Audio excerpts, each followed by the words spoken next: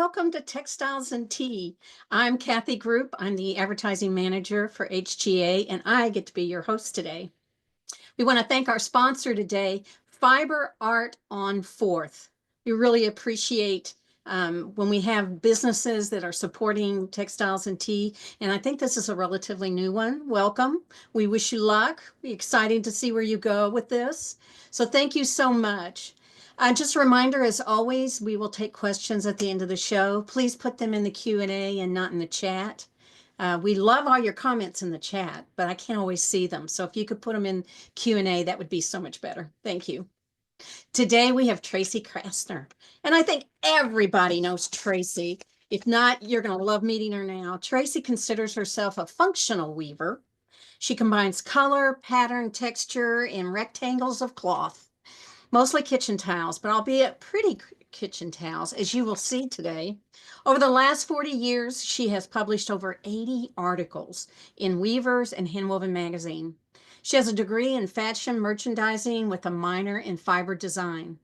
She wandered into the weaving studio while she was taking a drawing class, and she never looked back.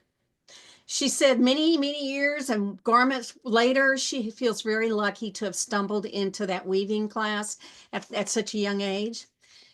Tracy used to own the Lone Star Loom Room for 20 years. So y'all knew her and saw her at Convergence. She retired in 2021, if you can call it retirement. She no longer has Lone Star Loom Room, but she's a busy, busy woman. She's actively involved in her local guild, the Contemporary Handweavers of Houston, since 1982. And she's currently the guild president. And for the last 12 years, she has been the guild house director. She is currently the coordinator for Cross Country Weavers. And she is dedicating to educating the future generations of weavers with her teaching via organizing classes for the Houston Guild and the Guild House. Hello, Tracy. Hi, Kathy. Welcome. Thank you. We're excited to have you here. I'm excited to be here. So tell me, what is your favorite tea? Well, I am a real tea drinker and I'm a bit of a snob. I do loose tea and my favorite is chai. Although right now I'm having some afternoon decaffeinated tea so I don't get too wired up, and it's like a hibiscus tea. I love chai. All my friends make fun of me how much I drink chai.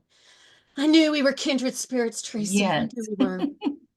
So we learned a little bit about, what you've been doing in 20 years and you've got your degree and everything, but how before college, how'd you get started in fiber? Or was college the first time you really had anything to do with fiber? No, I think we have that inner need to make things, some of us, whether, whether you're cooking or gardening or whatever, but, making things. And so my mother didn't make anything, and she was a great facilitator, and I started making my Barbie doll clothes, which is a lot of women our age learn to sew, is their Barbies needed a new outfit. So, and then that just I ended up working at my local fabric store. I applied on my 16th birthday. And when I walked in, they said, "We've been waiting." They immediately put me to work. I mean, it was crazy. They just knew this little girl was going to show up. And that led to going to college for fashion merchandising. And I became a buyer at a department store here in Houston. Where'd you go to school? What school did you go to? A little school in East Texas called Stephen F. Austin State University. Oh, okay. All right. So it doesn't have a fiber program anymore. Oh, that's so true of too many schools. Exactly. How long were you a buyer? 10 years. Wow. You have many, many phases in your life, don't you? Yeah. Don't we all? Yeah. Well, we're going to talk more about those. So, you're very well known for weaving and teaching how to make dish towels. And I found your wonderful article about the perfect towel, and I loved how you did it because you broke it down into characteristics of, what's the towel going to do and that sort of thing. And all of those came together to make a good towel. So did all that information come to you through trial and error? Here's some of your gorgeous towels, or through your past experiences as a buyer and teaching and selling sewing materials. Well, can I give you the whole story? Oh, please do. So I started out because fiber design was in the art department. My professor didn't do clothing, didn't do functional things. So what I was taught was basically how to do wall hangings. So Oh, when I came to Houston, um, I met my best friend, Dee Dee Woodbury, who was a functional weaver, and she was doing towels, and I didn't really get it. And she got me weaving towels, and I found that, I enjoyed using them, I enjoyed weaving them, and it's like kind of having a blank canvas, a rectangle that you can put anything on. ah, But back in 1999, we decided to do a seminar for Contemporary Handweavers of Texas, a state conference for their 50th anniversary, which is also the same anniversary as our local guild. And we came up with the idea of doing a seminar called 50 Ways to Weave a Wonderful Towel. And we collected together 50 towels, some that were woven by us, some that were woven by other guild members. We've got a lot of really talented towel weavers in Houston. And we had 50 towels at the seminar. And in doing that, we kind of analyzed, sizes and fibers and all of the things and came up with this format. And then I later developed from that seminar a workshop called the Perfect Towel. And so I have to always quantify that the perfect towel there isn't one perfect towel. It's the towel that does what it needs to do. So you have to decide if if you're going to dry your hands on it. Are you going to, my husband likes to have a nice thin big towel to dry wine glasses. So, or do you want one of those cute little ditzy towels that hangs in the bathroom and you don't ever expect anybody to use?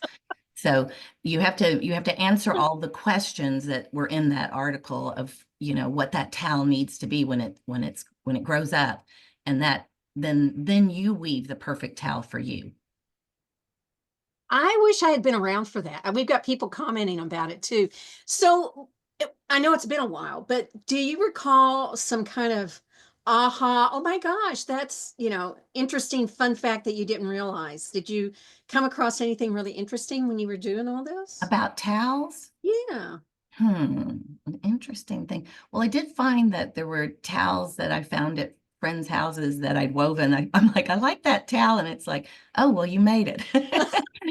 It's like I wish I had started counting towels back in the beginning. It's kind of like books. If I'd made a list when I first started reading, so I'd know all the books I'd read. I'd like Hmm. to remember all these towels that are out in the world. But I can't think of any aha moments. But the article for Handwoven, which was in 2022, so that's many years after those are happy towels. It's called a happy Mm. towel. The current article, there's been a lot of towels in that time, and I found that I went to one towel in my guest bathroom. I dig through the stack, and the same towel came back up at the top. I'd always put it out before the others. And I said, I got that towel. And I said, what makes this towel special? What do I like about it? And that's the towel that's in the November, December 2022 handwoven Is this the image for it? no, Oh, okay. it's that, but you've got it in here, so we'll get to it. That's Oh, that, okay, good. and that towel I just found that I really liked the way it felt, and I think Ah. that towel spoke to me in a lot of different ways. So it's kind of funny. It's just there's something about, and it doesn't have to be my towel.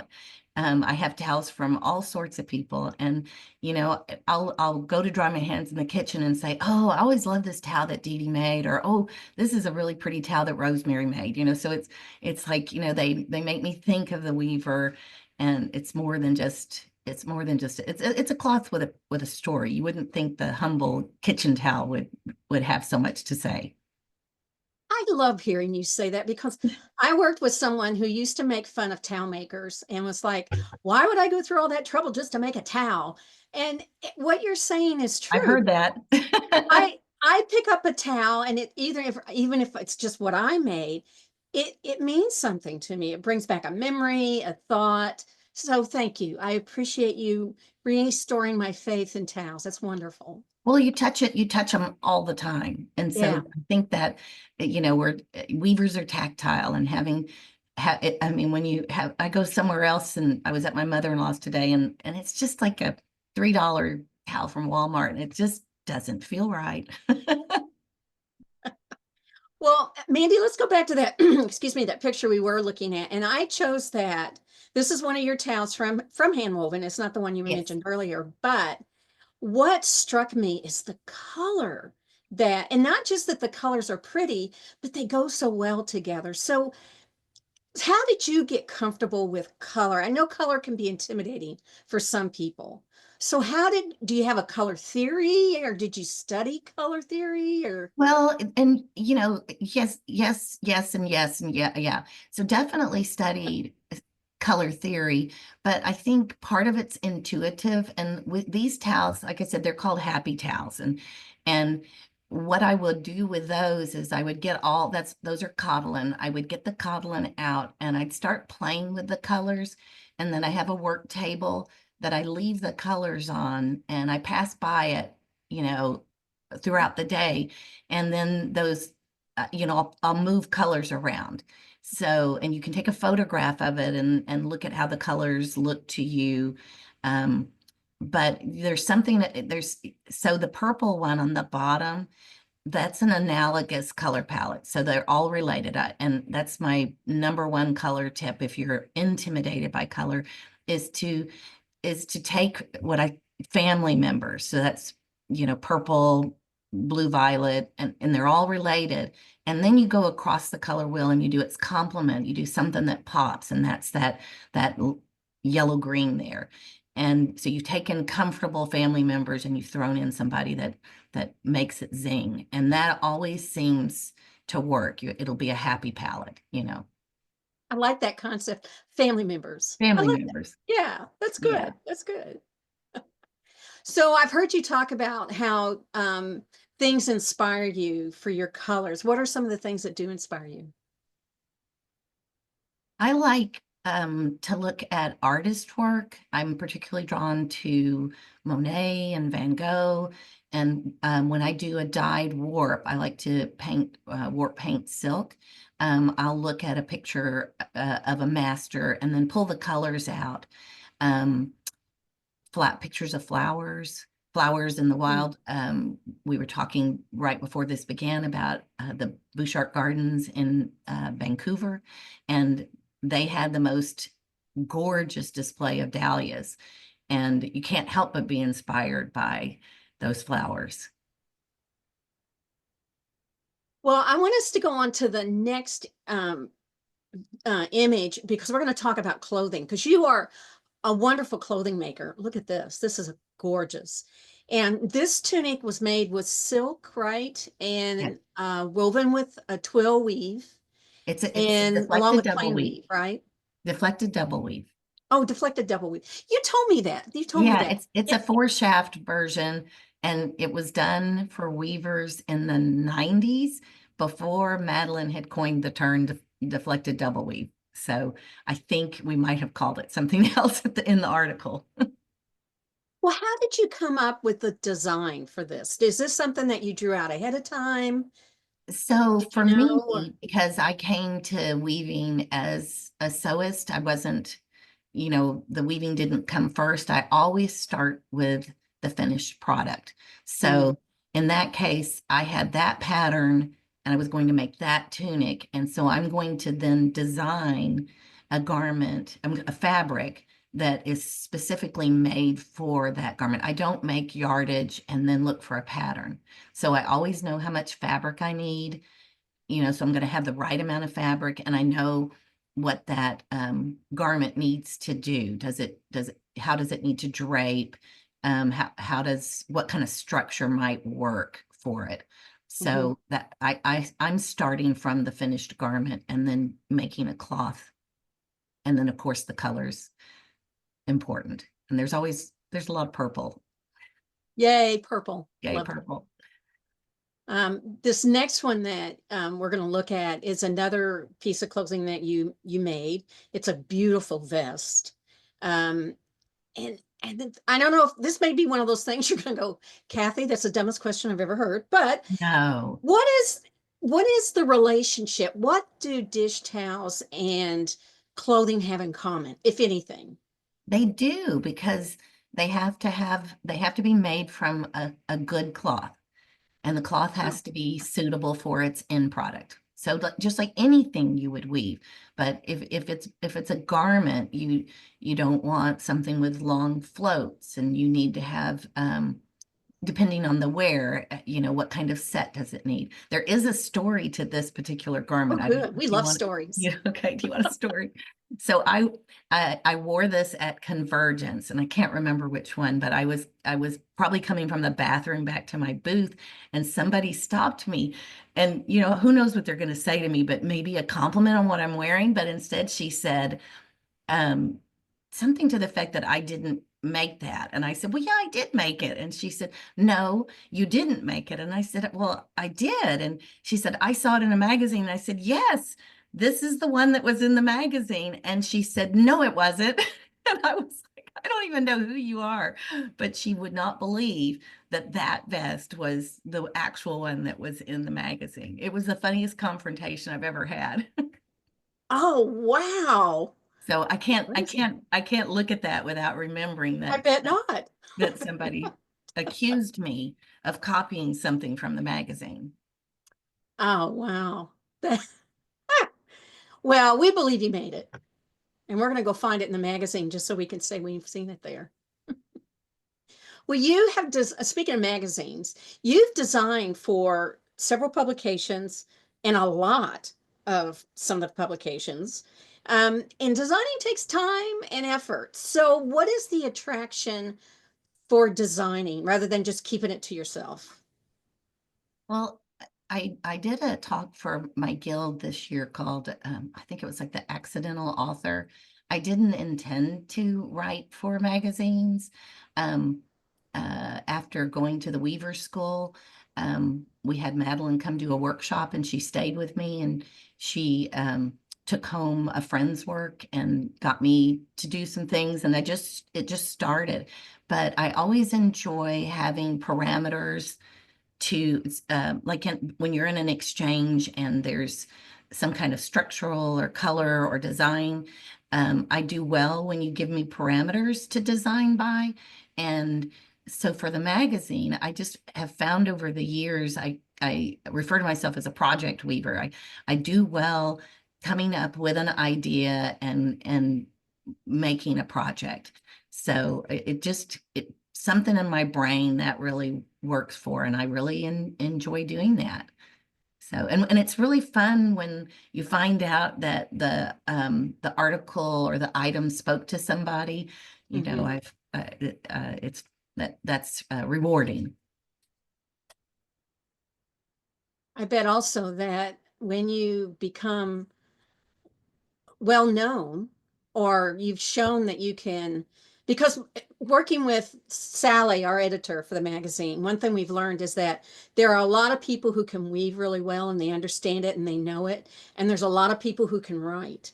It's really hard to find somebody who does both, and I would imagine the world was tickled pink to find someone who could do both, that you Well, could I write tell and you what, design. Madeline, I always marveled that she could take something that I'd written, polish it up, and it still sounded like me, but it was better. And I think I do write better than I did, but I think she was an English teacher. Um, so, but you know, that's a really good editor can polish something up and make it sparkle. I think you're too humble. Well, then you had a huge change direction then. You bought, or you started the Lone Star Loom Room, and it started out as a teaching studio, right? So how did you decide to do that? What was the idea behind that? Well, our guild felt like we didn't have a shop in Houston at the time. And Uh-huh. so there, you know, here we're in this huge city and there's nowhere for people to learn how to weave. So I started teaching classes, and I do it at a community center, and 6 people, 6 looms, 6 sessions. And we figured out the looms got moved in and out of vehicles 24 times for those classes. And it was just so much. And I was complaining about this at a guild Christmas party, and one of our guild members said to my husband, "Well, why don't you just build a studio over your garage?" And he said, "That's a good idea." So he lopped off the top of our garage, and I had a garage size second floor studio. And the guild looms lived at my house, and the guild made rent off of, we didn't have a space at that time, and the guild made money off of the renting of the looms. And then and we had new people, and we've had some really, um, good guild members, the people who contributed a lot, who took classes when I first started, they've stuck. And yeah, so that was it. It wasn't in, it was another unintended career move. And I had small children at the time, so they'd come home from school, and we lived a block from school, and they'd come home from school and walk upstairs. I mean, the weavers at that time knew my kids, real well. So it worked out. It was a win-win for everybody. Well, two things. First of all, I want your husband to talk to my husband and talk him into doing that for me. First of all, and I'm sure there's other people watching today thinking the same thing. We all want our own little studio. And then the other thing I have to comment, how generous on your part. I mean, it's easy to say, well, somebody else needs to do it. I'm too busy. I have small children. I have a life. So how generous on your part to do that for the guild? Well, I wasn't intending to be a teacher, but through study groups, people would always need someone to do a talk, right? To lead your study group. It started out that way. And I have found that anytime I teach something, I understand it better and I learn better. So I found that I really enjoy teaching. And, I get a lot out of it, and I learn something from the students every time. So it helps me too. I can tell teaching means a lot to you. You've done a lot of it. If not actual teaching, you facilitated it along the way, to make sure that continues. Well, then this didn't stop there, did it? It wasn't No, just a studio. After that, you bought, was it Nordic Nordic Studio. Studio, and that was retail, right? That was retail mail order. So what led you into that? Well, I had lived in Calgary, Alberta, and met June Hansen, who had Nordic Studio. She was out of Ontario, and she had come to a conference, and Mhm. that kind of changed my life materially, because I learned what really good materials can do for your work. And so I started, when we left and moved back to Texas, I continued to buy from June. Meanwhile, I had started teaching, and you go from, well, how do I get this and how do I get that? And so I started like getting accounts with Shacked and with book publishers, and so you start carrying a little bit of this and a little bit of that. And then one day in the mail, back in the time when everything was in the mail, there was a blue piece of paper that said, "I'm selling my business. If you're interested, contact me." And my husband said no. He does say no occasionally. He said no. And then it came again. So she hadn't found anybody. And he said, "No, no, I really don't want to do this." And so I went to the Small Business Administration and got a loan. And then I called him and said, "Hey, do you have time for lunch?" And I said, "I just got a loan, and I'm going to do it." And I called June, and she had talked to several other people, but no Canadians, because I knew she would like to keep it in Canada. So I figured if she sent that letter out, no Canadian had stepped up.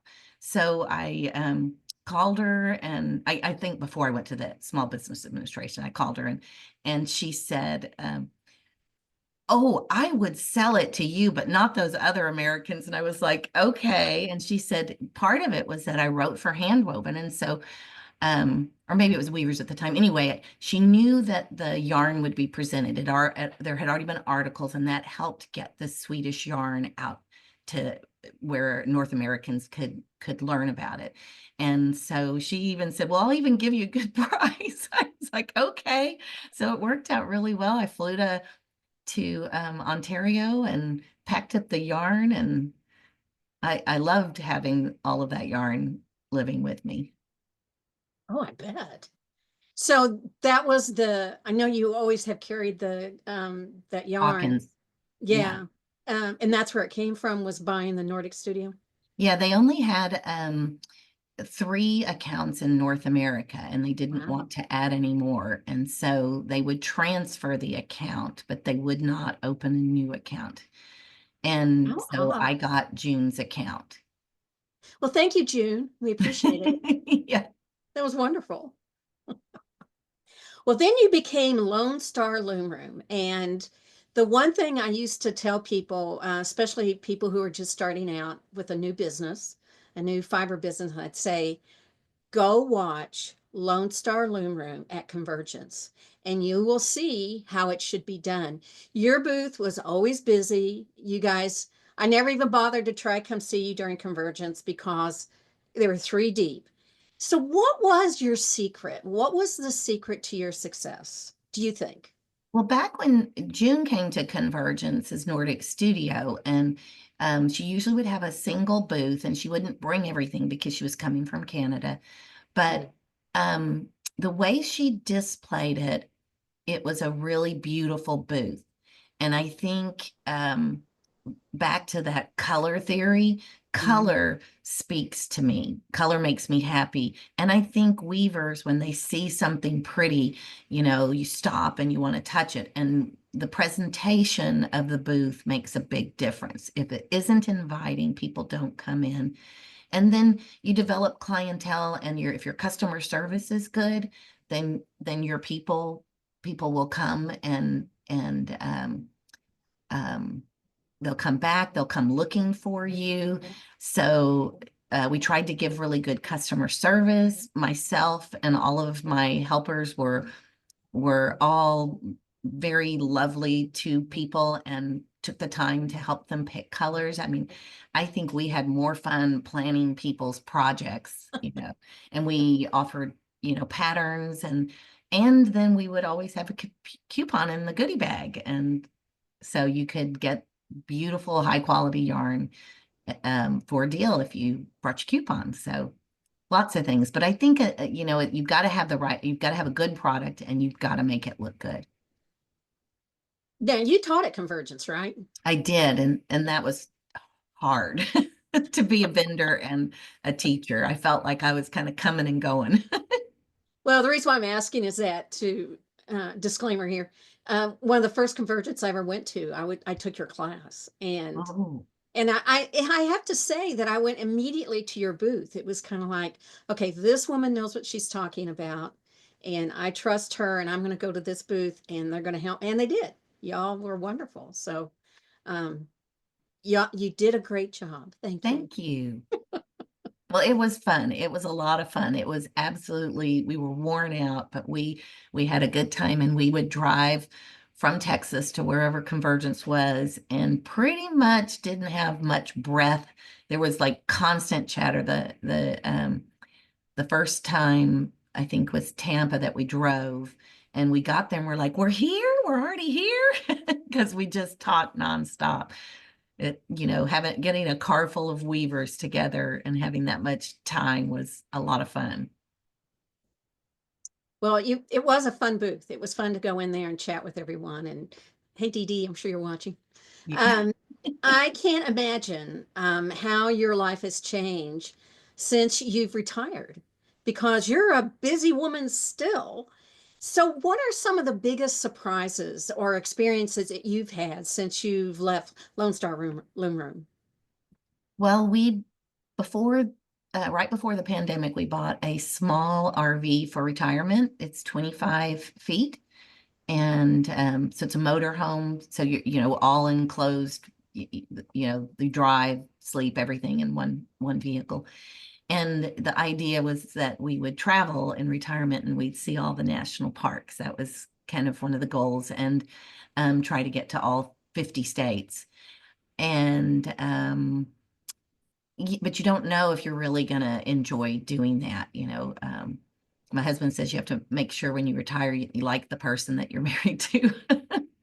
But we just love it. It's been a blast. We have done some fantastic trips, met some really wonderful people, reconnected with people that we hadn't seen in a long time. We driveway camp in people's driveways, we'll show up anywhere somebody will take us. And it's been a lot of fun. So, yeah. You've also, like we said in the beginning, that you're very involved in your guild, and you're involved in cross-country Cross weavers. country, yeah. Yeah. And were those things that you knew you wanted to take off and get more involved with before you retired, or did it happen? Oh, I have time. Well, I think no, I'll do oh this. no. I joined the Contemporary Handweavers in Houston in 1982, January 1982, when I was 21. And that's when I met Dee Dee. We were at our first meeting, we were there together, and we were by far the youngest people in the room. And they we joined in January, and in May, they called us and asked us to be on the board, both of us.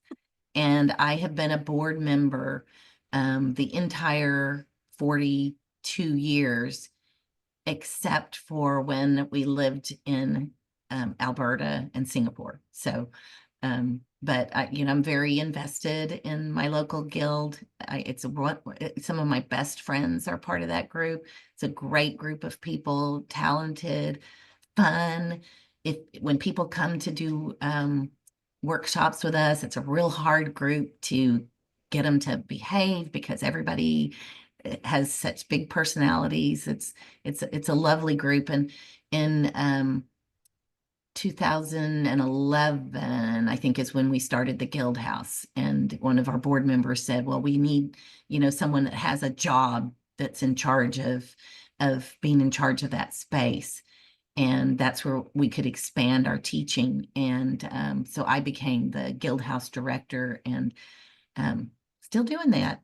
So, but it's fun, and it's it's rewarding, that weaving has been important to me, and my weaving community is whether it's my local weavers or those in the larger community, all good people, you know.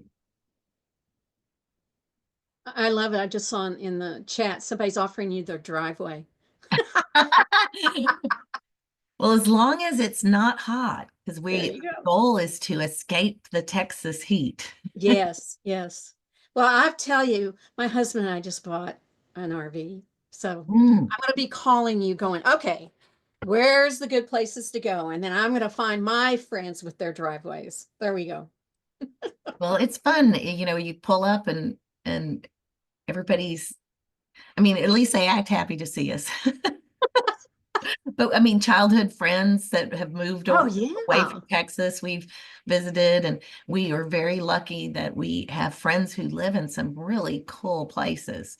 So Uh-huh. we have driveway camped in some really nice places. And we've also driveway camped in strangers' driveways that are incredible hosts. Oh, that's nice. I nice. All right, we're going to do the top 10 list with you because there's so much to know about you. So we're going Mm, to do this pretty quick. And then we will learn everything there is to know about Tracy. Okay. What is okay. your favorite color?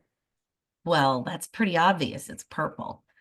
But I particularly lean towards eggplant, Oh, okay. All right. the darker Uh, side.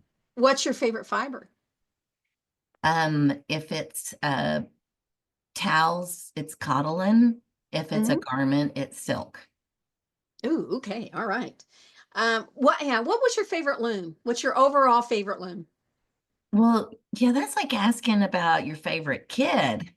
I have three looms. One is a table loom that only comes out for workshops, and the other two are a Louette Magado and a Louette Ooh. Spring. And it's like if you said, if which one, if I had to go down to one loom, I'd probably keep the Magado, because as an aging weaver, that one will probably be the one I can weave on the longest if I can Oh, okay. figure out how to use it when I'm 20 years older. Do you find you like weaving some things on one loom and weaving some Yes, things on the other loom? Okay. yes, absolutely. And Right. it's nice to not have to have to turn your loom on to use it. Yeah, So that's true. I really don't want to have one loom, just saying. Um, because you've traveled so much for Lone Star Loom Room and you're traveling so much now, I was really curious, what's your favorite city? We lived in Singapore for a year and a half, and we lived in Calgary for 3 years. And, you really get to know a place better when you live there and you know that you're going to leave. When we lived in Alberta, people would say, I've lived here all my life and haven't been, wherever it was we were going. But when you know you have this finite time, you Mhm. find that you want to try and see everything, so you get out. And Singapore would be my probably my top city. It's an absolutely incredible food, which is really important. Great architecture, fantastic people, and it's just a very unique place. I like that. I'm going to Yeah, put Singapore on my list then. yeah. Best conference you've ever been to, either as a worker or as an attendee. Yeah, so if as an attendee, I love going to Convergence. We also have a state conference, which I enjoy going to because those are my peeps. Those are the people that you know everybody that's there. And I wear garments mainly now to put in our fashion show at our state conference, so that, to support that. As a vendor, I think Intermountain Weavers Conference, when it was in Durango, that's the only place I went, was when it was. I know it goes other cities now, but I love Durango. And we would be leaving hot Texas and get Ah, to the mountains, and we might need a jacket, and everybody was really nice, and it was just kind of idyllic. That I enjoyed that. But Convergence, I love going to Convergence as an attendee, um, because there would be so much to choose from and so much to look at. And I love the exhibits. Um, there's just, it was just kind of overwhelming. As a vendor, we were so busy that frequently felt like I didn't get to have the ah. Convergence experience. So I really would like to go to Convergence 2026 and get to be not a teacher, not a vendor, just an attendee, and have nobody wanting anything from me. Well, you and I might be there together as attendees, and I'm the Ooh, same way. I don't, ooh. I want to go and play. All right. Most important equipment for you for weaving besides the loom itself. Besides the loom, yeah. I'm a big believer in feed shuttles. Oh, really? In feed. Yeah, in feed, Oh, okay. yeah. And yeah, I like in feed shuttles a lot. If you were going to take everything away from me, you'd have to like take my in feed shuttle out of my cold dead hand, pull it away from me. Well, So being a business, a fiber business, did you get to try a lot of things? yes, yeah, I bet. absolutely. And yeah, I'm trying to remember when I first got an in feed shuttle. It's been a long time, but it was like, my salvages went from fine to really pretty. So, Ah, they okay. weren't awful, but they were, but it improved them. And yeah, just made me weave faster and didn't ever have to think about my salvage.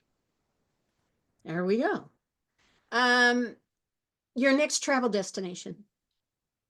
So the very next one, we're going to New York City the weekend before Christmas. So get to see Oh, really? yeah, get to see New York at Christmas. I'm excited about that.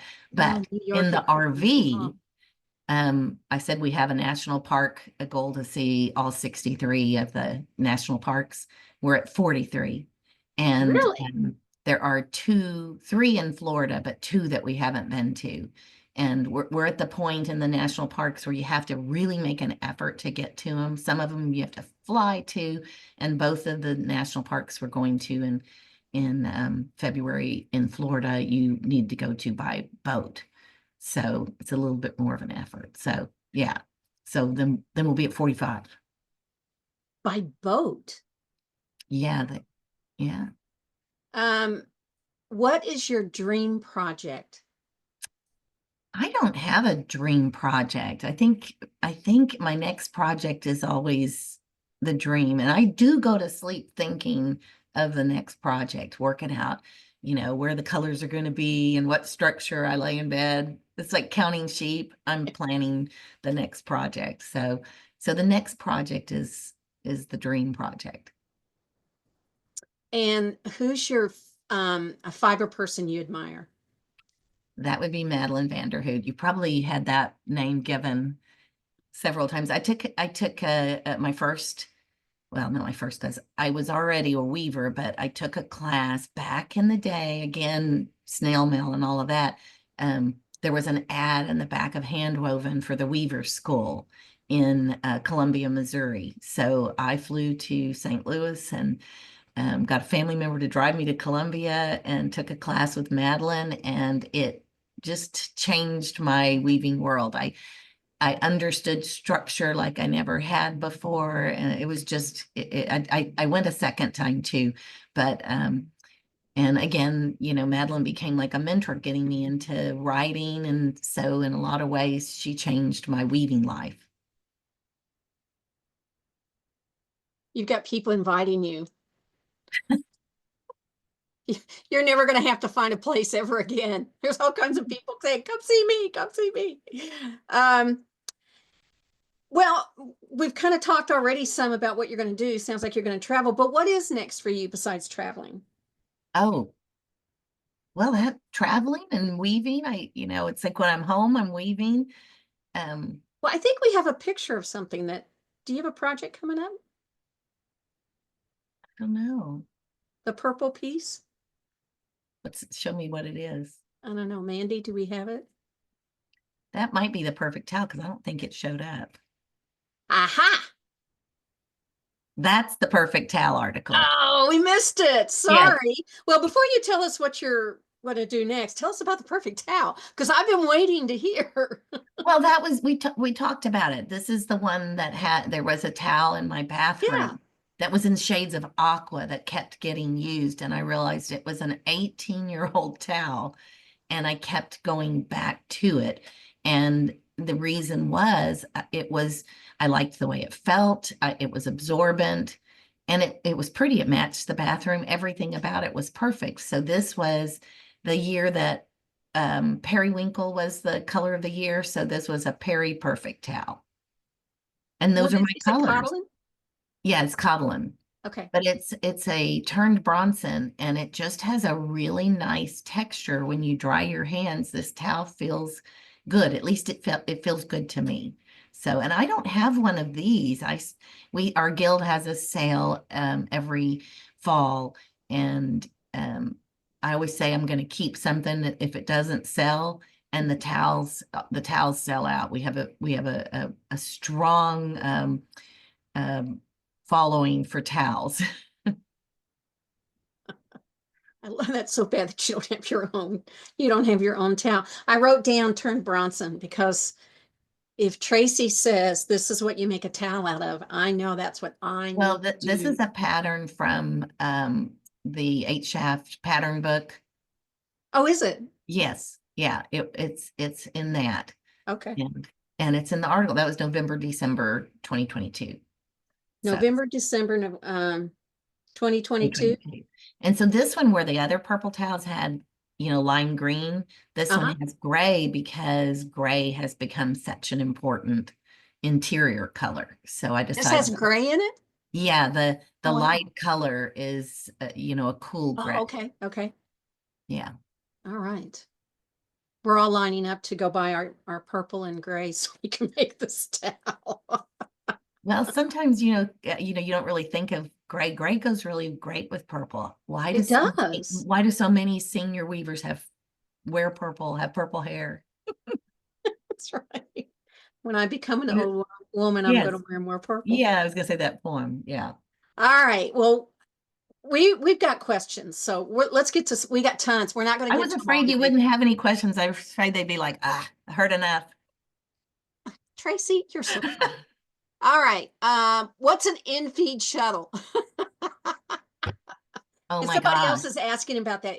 They want to know what kind of shuttle it was. It's called an end, E-N-D, feed, END feed. F-E-E-D, in-feed shuttle. It's not a brand, it's a type of shuttle. And It's a type Tracy's of going to shuttle. explain it briefly. I wish I had my in-feed shuttle to hold up for the camera, but I know. If I could it, reach back behind this, I could get mine, but yeah, it's got a, it was, they were similar to what was used in industry, and they have a oh yeah, it's tension true. device, and they use perns instead of bobbins, and the thread comes off tensioned evenly and smoothly.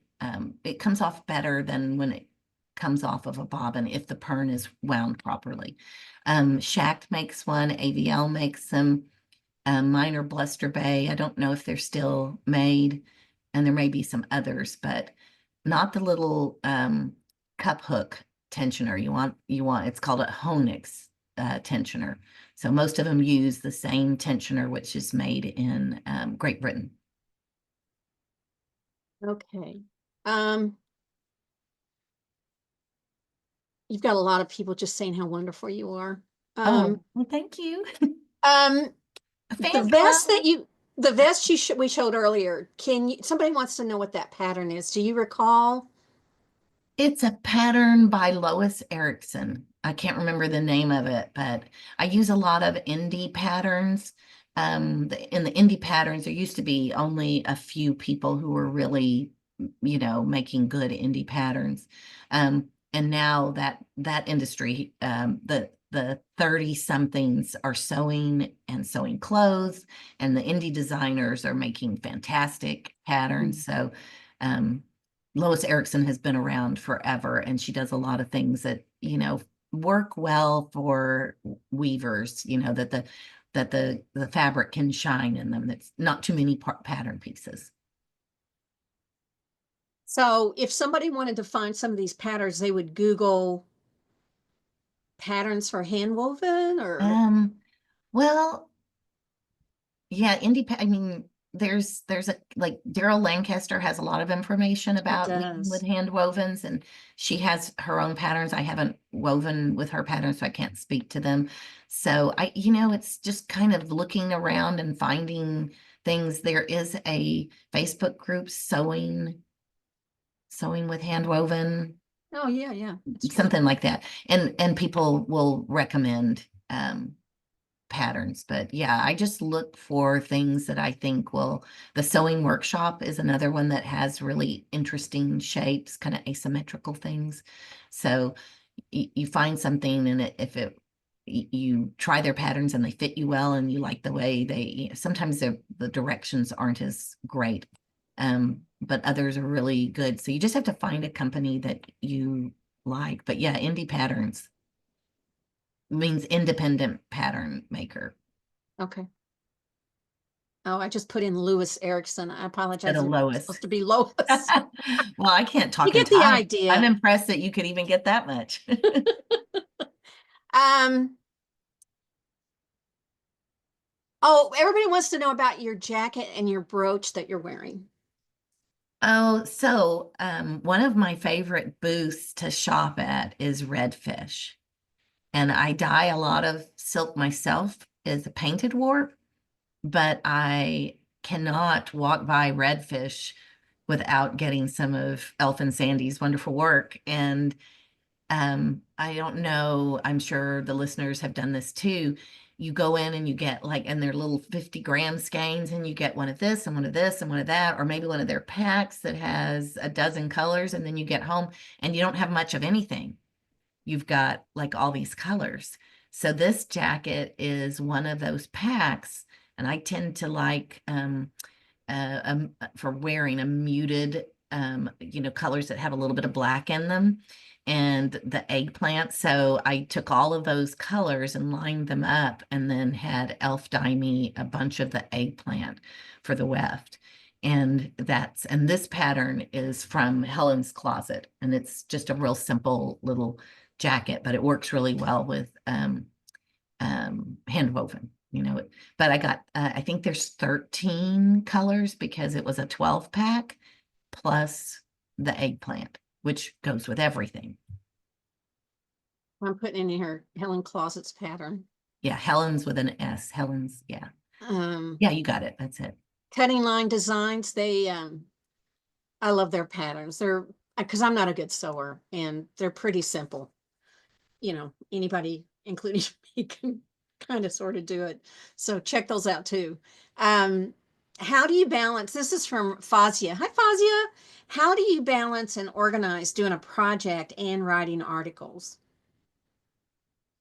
So the project for the article, or Yeah, yeah. yeah, so well, they do things a little differently now. So you usually have to have more of a structured proposal than I used to do back in the day, um, 30 years ago or whatever.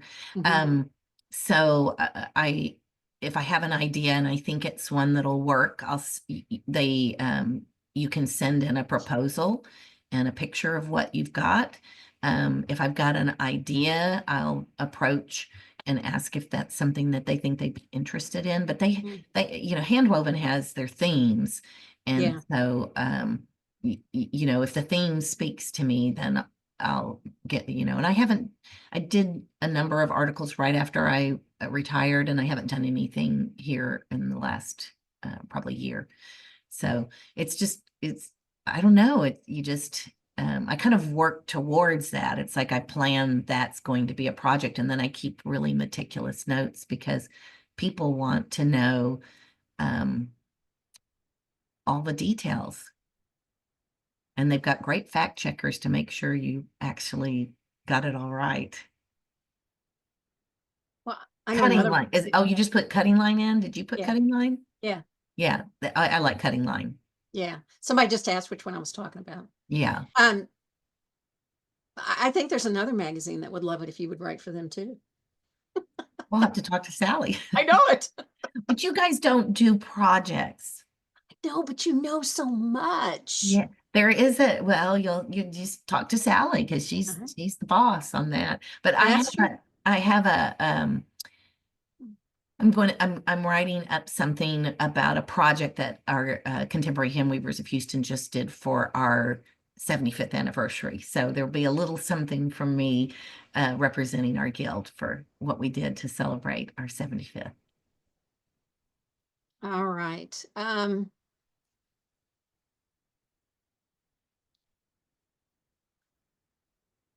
Oh, this is from Robin. Lois Erickson's daughter is Diane Erickson. She lives in Yes, Ashland, Oregon, and has a line of patterns. yes. Oh, okay. I was trying to think of the other name. I couldn't get the other Oh, there Erickson. you go. Diane. Thank you, Yes. Robin.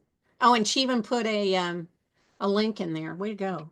Yeah, and I think both of them and Louise Cutting from Cutting Lines and Linda Lee from the Sewing Workshop have all done a lot of articles for Threads magazine.